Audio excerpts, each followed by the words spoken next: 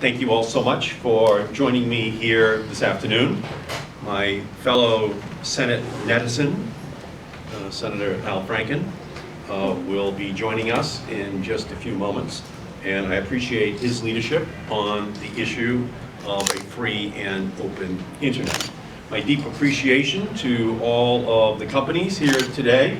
You are the exciting, entrepreneurial, innovative companies of our country and of the world, and we thank you for everything you're doing to create this culture of innovation in this critical communication sector.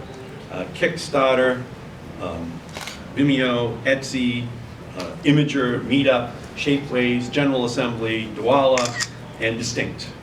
Your businesses are the future of our economy and the future of the internet. And that is exactly what we are here to talk about today. I am also pleased to be joined here today by Julie Samuels, Executive Director of Engine. Your organization truly serves as the engine supporting the growth of technology, entrepreneurship throughout our country and the world. We are here today for one reason: to protect the internet as we know it. Net neutrality is just a fancy word for non-discrimination. The internet is a success because it is open to anyone with an idea.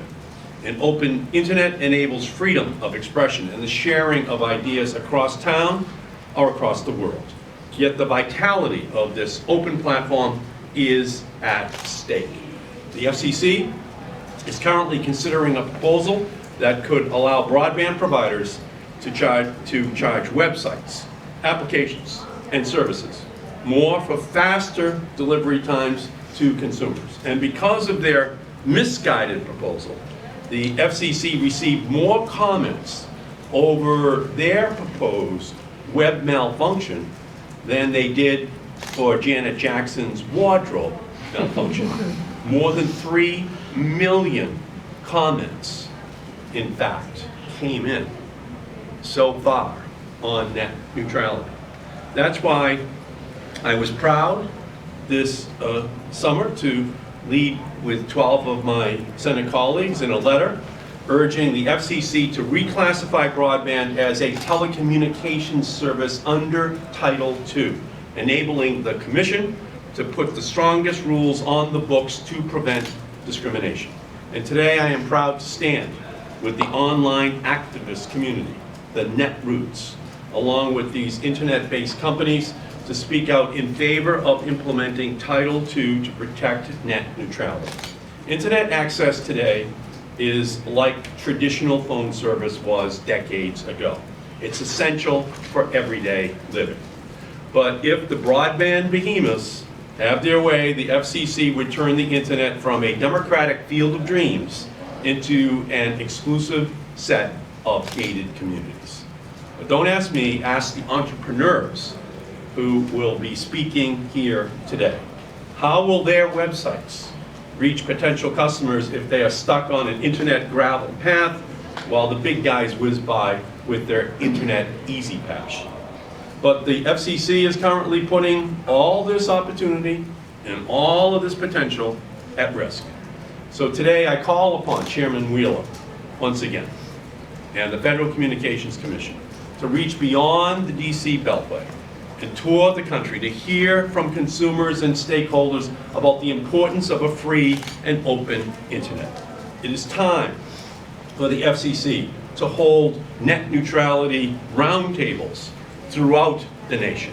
And it's certainly time for the FCC to use its power to protect the tremendous power of the internet.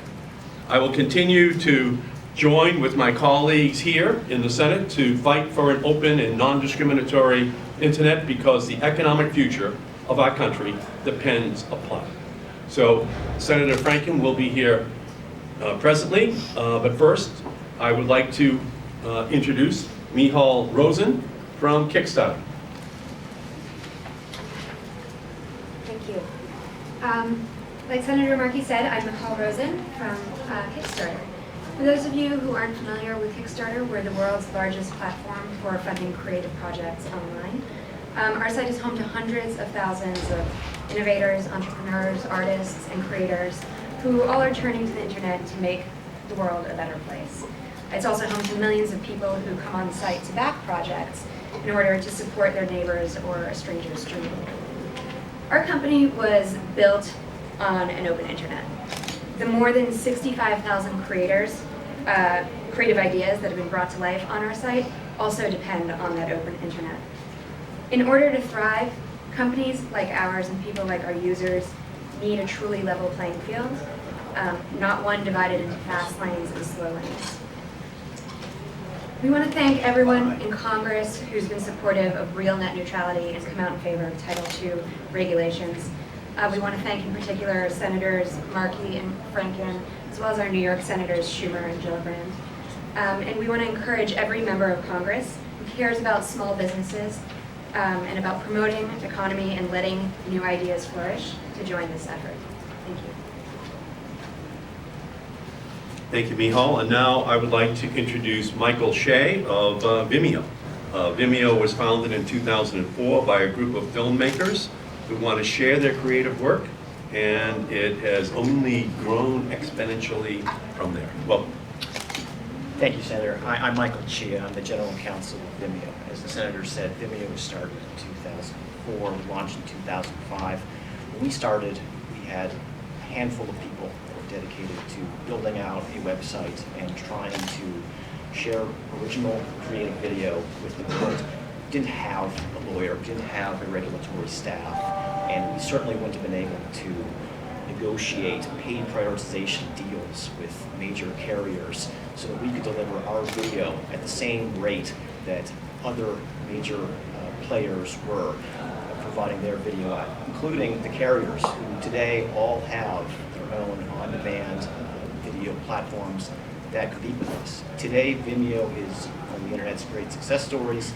We have 30 million registered users. We reach a global audience of 170 million, and our success has been built on, in part, open internet and net neutrality rules, which have prevailed to this day as a de facto matter. And we're not looking for a sea change in regulation.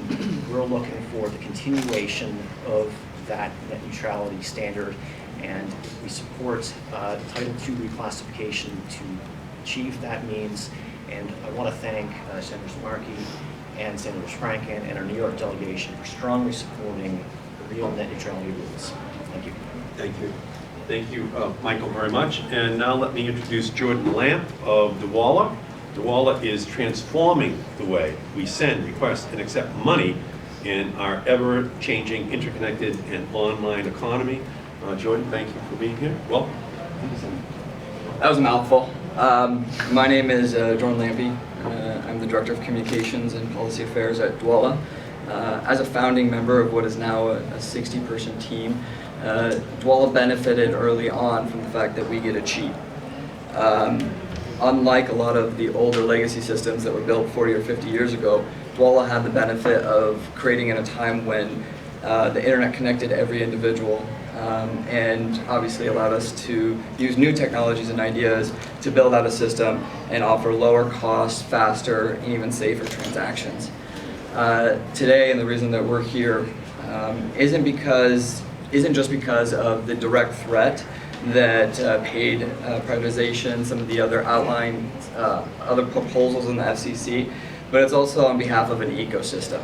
Dwolla replaces and re-injects a lot of savings inside of this economy back into small businesses, developers, even governments, and now banks. We allow people to create new products that couldn't exist beforehand because current payment systems are too rigid or too complex. That system needs to have a continued voice inside of these discussions. And if I can be frank, the fact that I think we're here and Senator Markey, you have to have these discussions is a little bit ridiculous. To us and the rest of America, the internet has a proven track record of creating innovation and inspiring new ideas and technologies. And if that isn't a virtuous innovation cycle for, or argument for creating an investment or a more neutral net neutrality proposal, I'm unaware of what else could be. So, thank you. Thank you. So, again, Senator Franken will be here.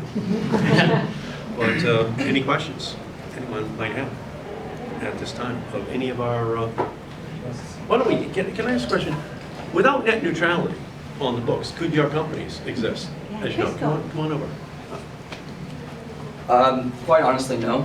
A lot of our business models and technologies are reliant on the quick upstart costs that a internet has provided us. In speaking from a company from Iowa, unless it's caucus season, there isn't a lot of media attention coming our way.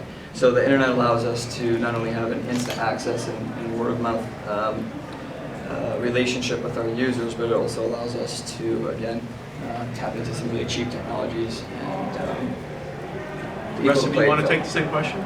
Sure. In our business, video speed is absolutely critical. No one likes to see their video rebuffer or restart in the middle of the video. And if there were a two-lane internet, people aren't going to go to the providers in the so-called slow lane or normal lane or whatever you want to call it. And that's your startup. That's your next video provider of tomorrow. And the damage to that innovation is really incalculable if we don't have true net neutrality. Miho? Yeah, Kickstarter was founded by 3 people with a really great idea and no money. And it was really through the power of that idea that they were able to start the company. But not only Kickstarter wouldn't exist without net neutrality, but the people who are creating on Kickstarter, our creators who are bringing to life movies, bands, art projects, everything, they wouldn't be there if the projects that they had on our site couldn't raise money from the public because of slow load times. So it's important not only for the next companies like us, but for really any small business that's starting. Senator, I'm curious now, the comment period is closed. I guess how do you think what is the role for Congress here for you and the lawmakers here on Capitol Hill to weigh into the SEC? And separately, how do you see this going forward? I know that some lawmakers on the other side of the aisle, as well as some